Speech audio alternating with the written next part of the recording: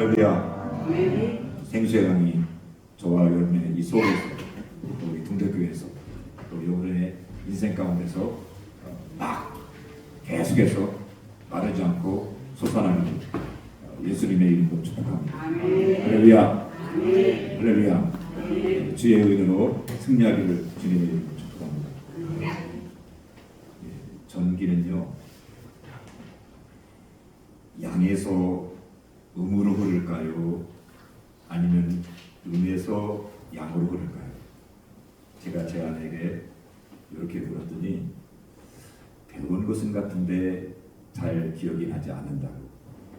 그러면서 원리상으로는 그냥 기분상으로 이 전기는 양에서 음으로 흐를 것 같대요. 우리는 학교에서 전기가 양에서 음으로 이렇게 흐른다고 배웠습니다.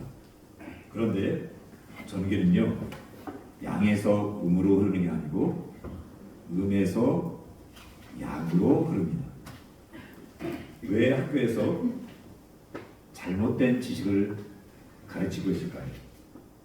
1800년에 볼타 전지를 만든 이탈리아의 물리학자 볼타라는 사람이 이 전류를 연구하는데 이 전기는 흐르는구나, 이것을 발견했어요.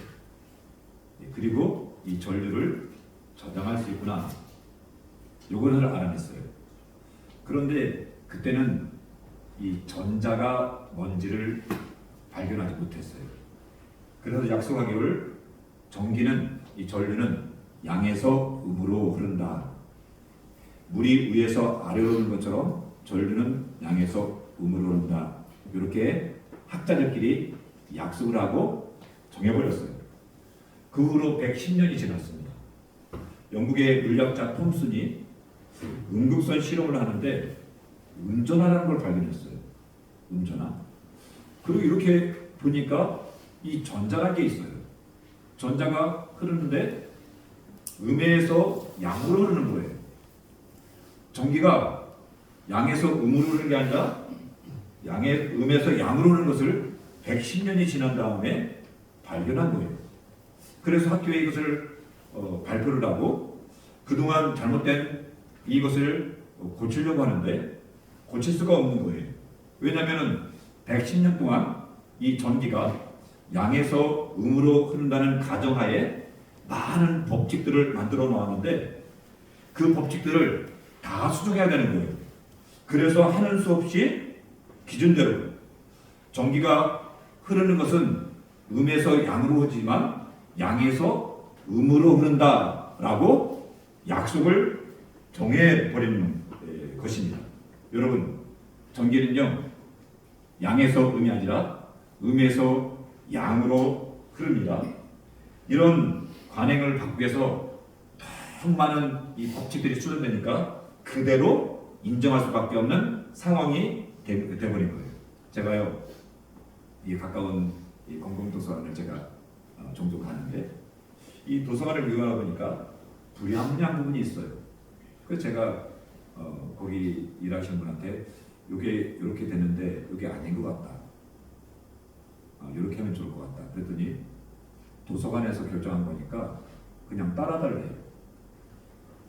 제가 할 말이 없더라고요. 또 근처 다른 도서관을 갔어요.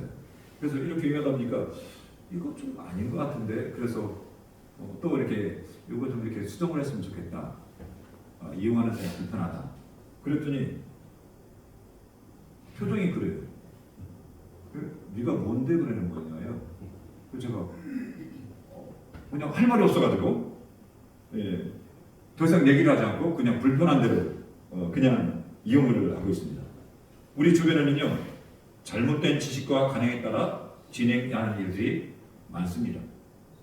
우리가 모를 뿐입니다.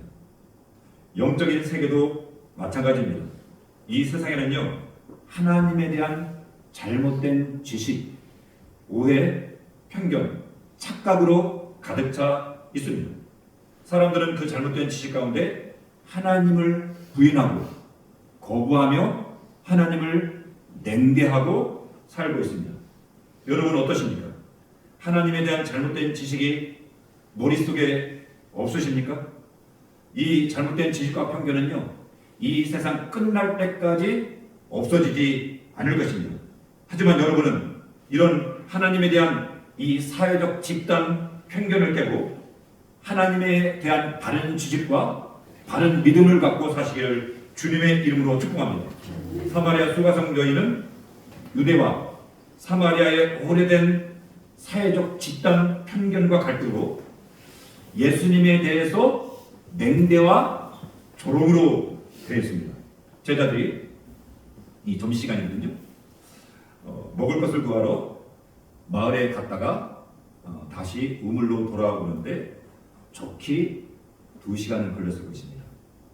예수님은 수가성 여인과 꽤 오랜 동안 말씀을 나누셨어요. 하지만 요한 사도는 예수님께서 수가성 여인에게 한 7말씀만 요약해서 여기에 기록했습니다. 한번 세보세요. 딱 7마디만 예수님이 하셨어요. 요한복음에는요, 예수님의 7가지 기적만 기록되어 있어요. 요한복음에 예수님의 많은 이 대화가 나오는데 어떤 성경학자는 이것을 7대화로 요약을 해요. 요한복음에 예수님에 대한 여러 정의가 있는데 딱 7가지. 나는 세상의 빛이다. 나는 선한 목자다. 나는 생명이다. 나는 생명의 떡이다. 이런 예수님에 대한 정의가 정확하게 7가지가 있어요. 요한계시록에는요, 7촛대가 있어요. 7교회가 있고, 7인장이 있고, 7나팔장이 있고, 7대접장이 있어요. 사도 요한은 성경을 기록하면서 이 7이라는 숫자를 아주 많이 사용했어요. 그러니까 요한은요, 이 7이라는 숫자로 어떤 영적인 메시지를 우리한테 전해주고 있는 것입니다. 성경에서 7이 가는 의미는 하나님의 완전, 그리고 안식입니다. 하나님이 천지를 창조하셨는데 7째 날에 안식하시니라 이랬어요. 그러니까 이 7이라는 숫자는 하나님의 완전입니다. 그리고 하나님의 안식입니다. 여인은 예수님과 대화를 하는 중에 예수님 말씀 속에서 무엇을 발견했을까요? 참된 안식과 기쁨, 하나님의 은혜를 발견한 것입니다. 여러분, 예수님은 말씀 속에서 우리에게 안식을 주십니다. 예수님의 말씀 속에 우리의 참된 안식과 기쁨, 평안이 있습니다. 말씀 속에 우리의 생명의 샘이 있는 줄 믿습니다.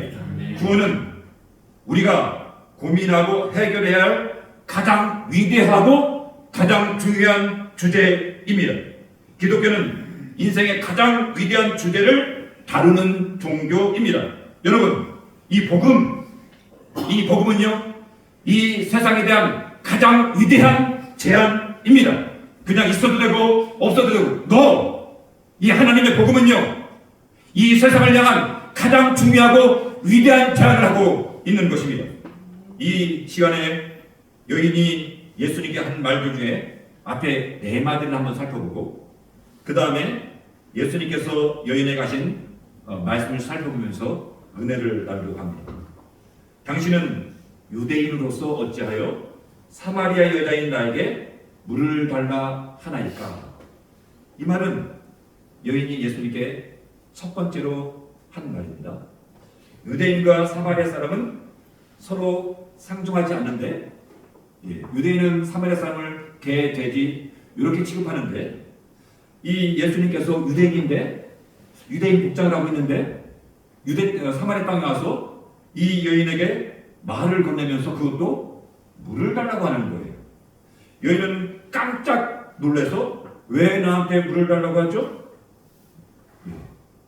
오래 유대인과 사마리아 사이의 해묵은 이 감정 싸움, 증오, 이것 때문에 이 여인이 예수님을 차갑게 냉담하며 물 못 줘요. 지금 뭐 하는 짓이에요? 라는 태도로 이 첫 번째 말을 하고 있는 것입니다. 주여, 물 기를 그릇도 없고 이 우물은 깊은데 어디서 당신이 그 생수를 얻겠사옵니까? 라고 했습니다.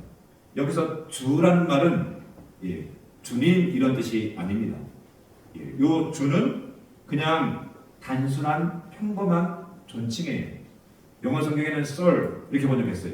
선생님, 님 이런 의미예요. 우리는 길을 가다가 낯선 사람에게 선생님, 또 사장님 이렇게 호칭을 하는데 여기서 주라는 말은 주님이 아니라 그냥 상대방에 대한 평범한 존칭으로 선생님 이런 의미입니다. 야곱의 의미는 깊이가 30m 이상이에요. 그래서 두레박이 없으면은 물을 그릴 수가 없어요. 여인이 예수님은 물을 그릴 기름도 없으면서 이 깊은 물에서 어떻게 물을 길어서 나에게 줄 수 있겠냐면서 예수님을 비꼬고 무시하는 것입니다. 당신 슈퍼맨이에요? 이런 의미예요. 세 번째는 이런 말을 합니다. 우리 조상 야곱이 이 우물을 우리에게 주셨고 또 여기서 자기와 자기 아들들과 짐승에 담으셨는데 당신은 야곱보다 크니까. 야곱은요 BC 1800년 이때 살았어요. 그러니까 1800년 동안 이 수가성 사람들은 야곱의 우물에서 물을 마셨어요. 크다는 말은 위대하다는 뜻입니다. 수가성 사람들은 야곱을 믿음의 조상으로 이 우물을 우리에게 남겨줬는데 위대하게 아주 크게 생각을 했습니다. 반면에 예수님을 이렇게 보니까요 예수님의 행색이 초라해요. 뭐 중요한 사람 같지 않아요. 그러니까 이 여인이 예수님을 바라보면서 야곱을 들먹이면서 아주 거침없이 말을 하는 것입니다. 당신은 내가 보니까 그냥 지나가는 나그네 길손 이 정도밖에 안 되는데 당신이 우리에게 야곱보다 더 좋은 물을 줄 수 있습니까? 라고 약간의 분노, 기분 나쁨 이런 것을 표현하는 것입니다. 여러분 이 여인은요 예수님이 야곱보다 더 좋은 물을 줄 수 있다는 것을 전혀 몰랐습니다. 여러분도 삶에 우물이 있으시죠? 그런데 그 우물이 전부는 아닙니다. 우리 주님은요 여러분들이 가진 우물보다 더 위대한 우물을 우리에게 주실 수 있는 하나님이십니다. 저와 여러분이 가지고 만족하지 마시고 우리 주님이 주시는 우물을 바라볼 수 있는 믿음의 백성 되기를 주님의 이름으로 축복합니다. 주여 그런 물을 내게 주사 목마르지도 않고 또 여기 물 길로 오지도 않게 하옵소서. 이 말은 한 번 마시면 다시 목마르지 않게 하사 나를 여기까지 와서 이 몇 번씩 하루에 이 더운데 물 들어오지 않게 해주십시오. 이렇게 말하면서 예수님을 비웃는 거예요. 여인은 예수님의 말씀의 영적 의미를 전혀 몰랐습니다. 이 자연상태의 인간, 하나님을 모르는 인간, 이 인간은요 뭔가를 간절히 바라는데 그 간절히 바라는 게 뭔지 모릅니다. 뭐를 간절히 찾고 구하는데 그 찾고 구하는 것이 무엇인지 모릅니다. 여인은 간절히 갈망했지만 무엇을 갈망하는지 몰랐어요. 여인은 유대인과 사마리아인이 갖고 있는 사회적 편견, 차별로 예수님을 냉담했고 마음이 비틀려서 예수님을 조롱하고 무시했습니다. 여인은 하나님의 선물과 생수라는 말씀에서 예수님의 의도가 무엇인지 눈치로 대충 감을 잡을 수 있었지만 이 마음이 딱딱했어요. 교만했어요. 완고했어요. 그래서 예수님의 말씀에 엉뚱하게 반응했습니다. 그는 예수님의 말씀을 그냥 1차적으로만 생각했어요.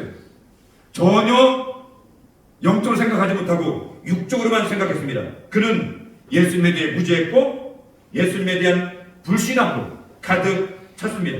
여러분, 이 사회적인 편견이 예수님께 벽을 쌓고 하나님의 생수와 하나님의 선물을 주려고 하시는데 이 예수님의 그 은혜를 거부하고 있는 것입니다. 이 벽은요 순전히 여인이 쌓은 것입니다. 우리에게 이 벽이 있지 않습니까? 하나님의 생수를 마시기 위해서 이 벽을 치워야 되지 않겠습니까?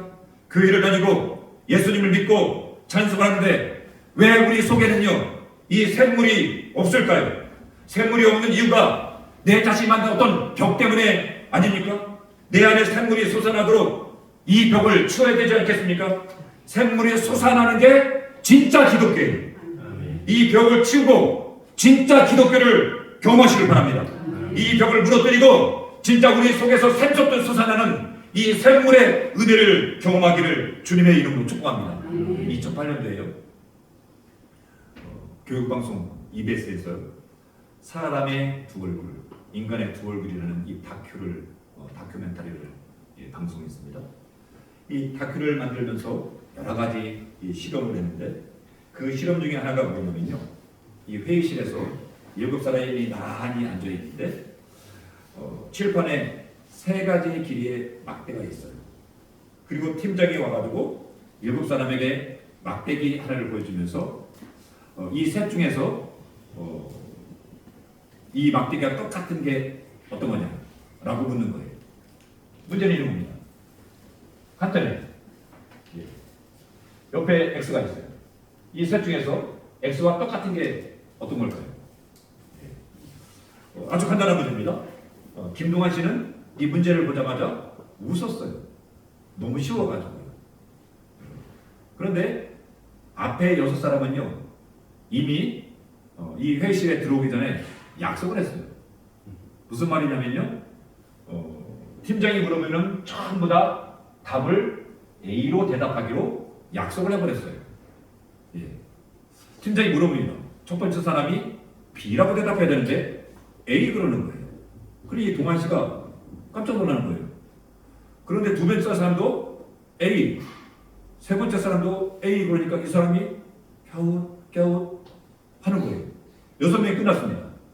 7번째 사람한테 물어봤어요. 이 동환 씨는 A라고 했을까요? B라고 했을까요? 예, 맞는 답인 B라고 대답을 했습니다. 두 번째 문제입니다. 두 번째 문제도 똑같아요. 두 번째 문제는 뭐냐면요, 요거예요. 예, 이 셋 중에서 X와 똑같은 막대기는 어떤 건가? 답은 C입니다. 그런데 이 6사람이 동일하게 B 계속 그러는 거예요. 그러니까 이 동환 씨가 계속 불안한 거예요. 동환 씨 순서가 됐습니다. 동환 씨 순서가 되니까 나머지 6사람이 약속을 하고 그 사람의 얼굴을 빤히 이렇게 쳐다보는 거예요. 여러분, 빤히 쳐다보는데 이 동환 씨가 맞는 답을 말했을까요? 아니면 틀린 답을 B라고 말했을까요? 여러분은 어떻게 하겠습니까? 예. 지금 생각해보면 나는 당연히 X라고, C라고 했을 거야. 이렇게 생각했죠? 그런데 이 동환 씨는요, 두 번째 문제부터 계속해서 틀린 답 B를 앞에서 하는 대로 따라서 하는 것입니다. 실험이 끝났어요. 왜 틀린 답을 따라서 했냐고 물었더니 바보가 되는 것 같대요. 맞는 답을 말하면. 어처구니없는 일이 아니에요? 사람은요, 바보가 될 것 같으면 바보 같은 짓을 하는 사람이에요. 예. 그런데 이 동환 씨만 이렇게 된 게 아니고요. 그 위에 여러 사람을 동일한 실험했는데 동일한 결과가 나왔습니다. 왜 이렇게 했냐니까 사람들이 이렇게 대답하는 거예요. 뭐냐면요, 다 정상인데 나만 비정상되는 느낌이라는 거예요. 그래서 틀린 답을 말한다는 거예요. 여러분, 이 실험은요, 사람은요 상황에 지배된다는 거예요. 우리 사회는요 오랫동안 쌓아놓은 이 지식 때문에 사회적 편견 속에서 사는 것은 아닐까요? 특히 예수님에 대해 사람들의 잘못된 편견 때문에 우리는 지금도 예수님의 오해와 편견으로 이 하나님 말씀에 대한 잘못된 시각으로 하나님을 거부하고 하나님께 냉담하고 예수님을 비웃는 것은 아닙니까? 여러분, 교회를 너무 쉽게 욕하지 마세요. 목사, 장로, 권사, 집사를 너무 쉽게 욕하지 않기를 주님의 이름으로 축복합니다. 상황에 지배되지 않기를 주님의 이름으로 축복합니다. 이 여사는요, 수천 년 동안 하나님에 대한 잘못된 지식 때문에 하나님에 대한 사회적 편견 아래 교육을 받고 말을 들으며 하나님이 없는 것처럼 살고 있습니다. 저는 고등학교 1학년 때 생명의 기원에 대해서 배웠어요. 코아세르베이트설. 저랑 같은 시대 지사님들 똑같이 배운 것 같은데 생물 시간에 이걸 배웠어요. 코아세르베이트설. 명문대 나온 이 선생님이 생물 선생님 이거를 설명하는데 제가 그때 딱 하나 기억나는 게 있어요. 그게 뭐냐면요, 이거예요. 저 선생님은 저걸 알고 가르치시나? 이 생각이 들었어요. 제가 거짓말하나? 그때 그 생각이. 그 제가요, 그게 진짜인 줄 알고 그거 일대요. 아주 달달달 외웠어요. 얼마나 달달달 외웠으면 아직까지 코아세르베이트를 제가 기억하고 있겠어요. 그런데 나중에 보니까요, 거짓말이에요. 소설이에요. 고등학교 1학년 과학교과서에 생명의 기원에 대한 말이 이렇게 기록되어 있습니다. 제가 그대로 받은 거예요. 지구에서는 다양한 물질 사이에 끊임없이 화학 반응이 일어났고 최초의 생명체가 나타났다. 화학 반응, 끊임없는 화학 반응이 생명체를 만들었대요. 이거 맞는 말이에요? 한번 제가 여기 이과 나오신 집사님들 계시잖아요. 이 화학과 나오신 집사님들 계신데 여러분, 생명이 화학 반응으로 생길 수 있어요? 이거 거짓말 아니에요? 고등학교 1학년 과학자 거짓말 아니에요? 거짓말입니다. 왜요? 생명은요 결코 화학 반응으로 만들어질 수 없습니다. 여러분, 제가요 봄이 되면 씨를 뿌려요. 제가 씨를 일부러 쪼개봤어요. 근데 씨는 간단해요. 싹이 있고요, 배아가 있고 그 배아는 양분이에요. 그 껍데기에 있어요. 이게 되게 간단해요. 그런데 현재 과학으로요 이 씨앗 하나 만들어내지 못합니다. 만약에 생명체가 화학 반응에 의해서 생겨났다면 지금 과학이 이렇게 발달했는데 이 과학의 화학 반응으로 사람을 만들어내야죠. 이 세상에 우연히 생명체가 나타났다면 여러분, 우연히 만들었는데 의도적으로 사람이 과학으로 못 만들어내요? 안 되잖아요. 제가 한 3주 전에 가까운 교회에서 세미나가 있어서 참석을 했습니다. 참석을 했더니 고등학교 1학년 때 배운 오파린 가설 이야기를 해요. 오파린 가설 이야기는 이런 겁니다. 요게 한번 생각해 보세요. 그냥 요게 원시 상태 지구, 최초의 지구 상태와 비슷한 환경이에요. 비슷한 환경인데 여기 끓는 물이 있고 요게 이제 전기예요. 전기. 이게 이제 번개라는 거예요. 그래서 이렇게 해가지고 어떻게 아미노산이 무기물, 최초의 생명체인 무기물이 탄생했다고, 이거를 오파린이 가설세우고 밀로가 증명했다고 그런 거를 고등학교 1학년 때 배우셨죠?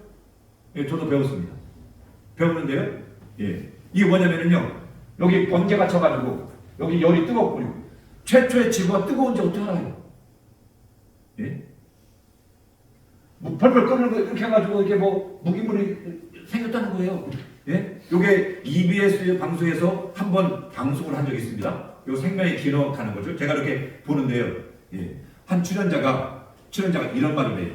연예인 한 명한테, 출연자 연예인한테 최초의 생명이 번개 쳐서 태어났대요. 그러니까 그 연예인 한 명이 막 웃으면서 번개요? 그러는 거예요.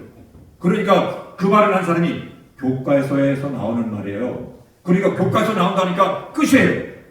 여러분, 번개 쳐가지고 생명이 나와요? 번개변이에요? 아무튼 이거를 고등학교 학생들이 배우고 있어요. 여러분, 조금만 생각하면요 진화론은 가짜입니다. 말도 안 돼요. 그렇잖아요? 만약에 그게 진화론이 가짜면 진짜면요 아마존 원숭이들이 막 거기서 사람이 뚝뚝 튀어나와야죠. 근데 진화론은 뭐라고 하는지 아세요? 단 1회, 단 한 번이래. 2번 이상 안 일어난대요. 그런 무슨 거짓말이 있습니까, 여러분? 이런 속에서 배우고 이게 마치 진리처럼 생명이 화학적 반응이 아니라 하나님이 주시는 것입니다. 14절 말씀에 내가 주는 물을 마시는 자는 영원히 목마르지 아니하리니 내가 주는 물은 그 속에서 영생하도록 솟아나는 샘물이 되리라. 여기 영원한 생명을 위해서 솟아나는 샘물이래. 생명은요 하나님이 주시는 거예요. 생명은요 사람이 결코 근접할 수 없는 하나님의 영역이에요.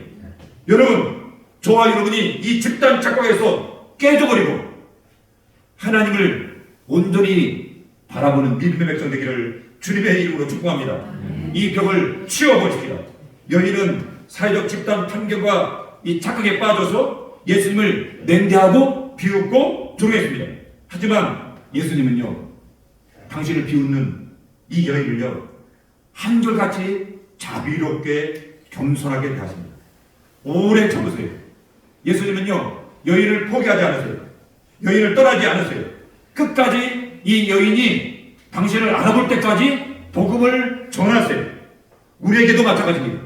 우리 주님은요, 서요한 목사를 결코 포기하지 않으세요. 우리 주님은요, 집사님, 권사님, 성도님들을요, 결코 떠나지도 않고 포기하지 않고 끝까지 함께 하신 줄 믿습니다. 그 은혜 때문에요, 우리가 구원받은 거예요. 물 좀 달라는 말은 물을 한 양동이 달라는 의미가 아니라 한번 목을 살짝 축일 정도의 조금의 물을 달라는 의미입니다. 그런데 여인은요, 아주 매몰차게 쌀쌀맞게, 아니 유대인이 사마리아 사람인데 왜 물을 달래요? 하면서 냉정하게 거절해 버립니다. 이런 냉대에도 불구하고 예수님은 여인에게 오히려 하나님의 선물을 말씀하세요. 예수께서 대답하여 이르시되 내가 만일 하나님의 선물과 또 내게 물 좀 달라는 이가 누구인지를 알았다면 내가 그에게 구했을 것이요 그가 생수를 내게 주었을 것이다. 여러분, 거절하고 냉대하고 무시하는 이 여인에게 우리 주님은요, 하나님의 선물을 주시겠대요. 생수를 주시겠대요. 여기 하나님의 선물과 생수는 같은 의미로 성령님을 상징합니다. 생수는 흐르는 물입니다. 살아있는 물입니다. 유대인들은 고요에 있는 물을 죽은 물이라 생각했고 흐르는 물, 솟아나는 물을 살아있는 물이라고 생각했습니다. 본문에서 생수는 계속해서 솟구치는 생수입니다. 생수는 쉬지 않고 솟아나고 마르지 않고 다하지도 않는 샘물입니다. 예수님은 성령님을, 하나님의 은혜를, 이 성령님의 은혜를 솟구치는 이 마르지 않고 다하지 않는 살아있는 물에 비유를 하고 계십니다. 14절에 영생하도록 솟아나는 샘물이 되리라. 성령님은 우리 속에서 끊임없이 솟구치는 생수와 같습니다. 고인물은요, 시간이 지나면요 썩어요. 고인물은요 썩다가 냄새가 나요. 만약에 우리 마음이 고인물처럼 된다면 교만, 위선, 시기, 미움, 증오, 음란이라는 육체적인 쓰레기가 우리 속에서 썩어서 냄새나는 연못이 될 것입니다. 벌레가 우글거리는 물 웅덩이가 될 것입니다. 만약 여러분이 솟아나는 이 성령님의 산물의 은혜가 없으면 그리스도인으로 살기 어려울 것입니다. 그러나 성령님이 여러분 안에서 샘물이 되어주셔서 썩거나 더러지 않게 하십니다. 계속해서 생수해진 우리 하나님의 은혜를 샘솟듯 계속 솟아나게 해주셔서 우리를 씻으시고 새롭게 하시고 변화시키시고 힘을 주시는 줄 믿습니다. 성령께서 내 속에 계셔서 이 샘물의 은혜가 되시는 이것보다 더 큰 위대한 축복은 없습니다. 이것이 이 솟아나는 샘물의 은혜가 최고의 기독교입니다. 여러분의 영혼은 하나님의 은혜의 불로 촉촉하게 젖게 될 것입니다. 제가 전도사 때입니다. 저기 대천 앞바다에서 15km 정도 배를 타고 가면은 삽시도라는 게 있어요. 이 삽시도라는 섬에 삽시도 교회가 있는데 여기 교회로 중고생을 데리고 여름 수련을 갔어요. 그때는 뭐 생수 이렇게 갖고 다니는 데가 아니었어요. 이게 교회에서 섬을 돌아보느라고 목사님하고 걸어서 섬 반대편까지 걸어서 갔더니 덥고 목이 너무 마른 거예요. 그래서 목마르다고 했더니 목사님이 물을 주시겠대요. 근데 저를 데리고 이 일행들을 데리고 바다 이 해변으로 들어가시는 거예요. 목사님이 바닷물을 주신다는 얘기인가? 이게 무슨 상황이지. 근데 이 바다 해변을 한 30m 정도 들어갔는데 이 해변 한 가운데 이 모래사장에 커다란 바위가 있고 그 옆에 물이 좀 고여 있더라고요. 예. 그리고 이제 중간중간에 이제 물이 이렇게 나갔으니까 이 바닷물이 조금씩 고여 있잖아요. 예. 그게 다 무슨 물이에요? 예, 소금물, 바닷물이잖아요. 그런데 목사님이 한 곳에서 손으로 이렇게 물을 굶기더니 물을 마시는 거예요. 그러면서 맛있대요. 시원하대요. 그러면서 저보고 일행한테 마셔보라는 거예요. 안 마신다고 바닷물 어떻게 마시냐고. 그래서 서해안이 더럽잖아요. 안 마시고 막더니 도지사님 마셔보라고 막 그러는 거여서 마셨는데 손을 놓는 순간에 손이 시원한 거예요. 그래서 마셨더니 바닷물이 아니라 너무 시원한 생수예요. 알고 봤더니 그 모래사장에서 물이 계속 솟아나고 있었던 거예요. 예. 다른 데는 다 짠물인데 거기만 생수가 솟아나서 주변의 짠물을 다 씻어버리고 이 마실 수 있는 생수로 채운 거예요. 그 섬 사람들은 그 생수를 알고 지나가다가 그 물을 마시는 거예요. 교회 안에는 세 종류의 사람이 있습니다. 첫째는요, 우물 파는 사람이에요. 저는요, 여기서 우물 파는 사람이에요. 이 우물의 이름은요, 야곱의 우물도 아니고 요한의 우물도 아니에요. 이 우물은요, 예수 우물이에요. 우리 등대교회는요, 예수 우물이에요. 주님의 우물이에요. 하나님의 우물입니다. 여러분, 저와 함께 이곳에서 우물을 파주시기를 주님의 이름으로 소원합니다. 이 기도회사 예배의 포크레인으로 이 우물을 같이 파서 이 등대교회에 이 생수가 넘쳐나서 이 봉서사를 적시고 이 쌍둥과 굴땅둥, 이 천안, 이 시대를 적시는 우리 교회가 되기를 주님의 이름으로 축복합니다. 아멘. 두 번째는요, 우물을 마시는 사람이에요. 세 번째는요, 우물을 구경만 하는 사람이에요. 여러분은 우물을 마시는 사람입니까? 우물을 구경만 하는 사람입니까? 등대교회는요, 주님의 우물입니다.